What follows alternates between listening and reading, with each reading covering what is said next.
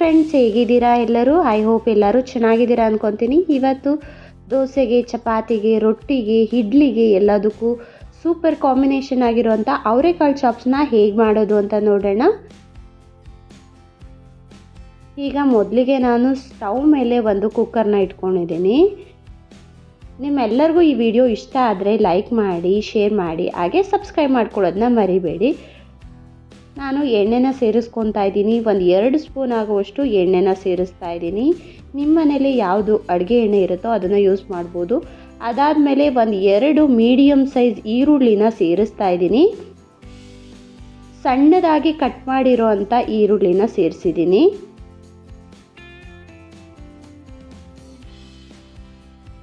ಒಂದು medium size ಟೊಮೆಟೊನ ಸಣ್ಣದಾಗಿ cut ಮಾಡಿ ಅದನ್ನು ಸಹ ಅದರಲ್ಲಿ ಸೇರಿಸ್ಕೊಂಡು ಎಣ್ಣೆಯಲ್ಲಿ ಎರಡನ್ನೂ ಸಹ ಸಾಫ್ಟ್ ಆಗೋ ಥರ ಹುರ್ಕೊತಾ ಇದ್ದೀನಿ.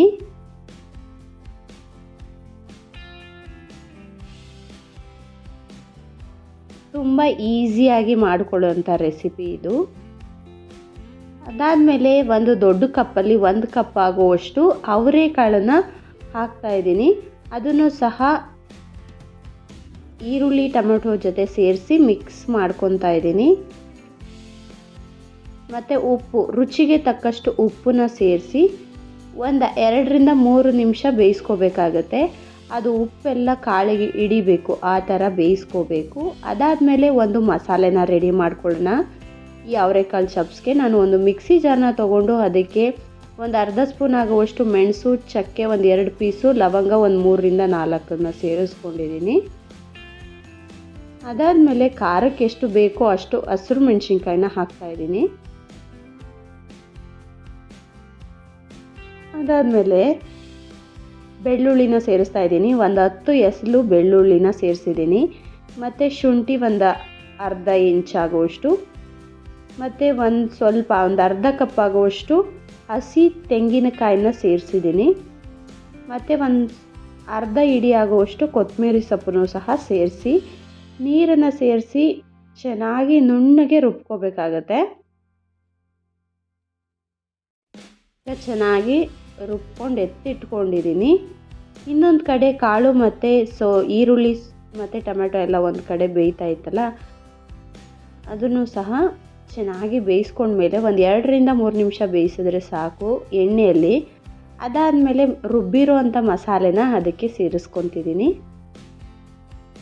ಈ ರೆಸಿಪಿ ತುಂಬ ರುಚಿಯಾಗಿರುತ್ತೆ, ಟೇಸ್ಟಿಯಾಗಿರುತ್ತೆ.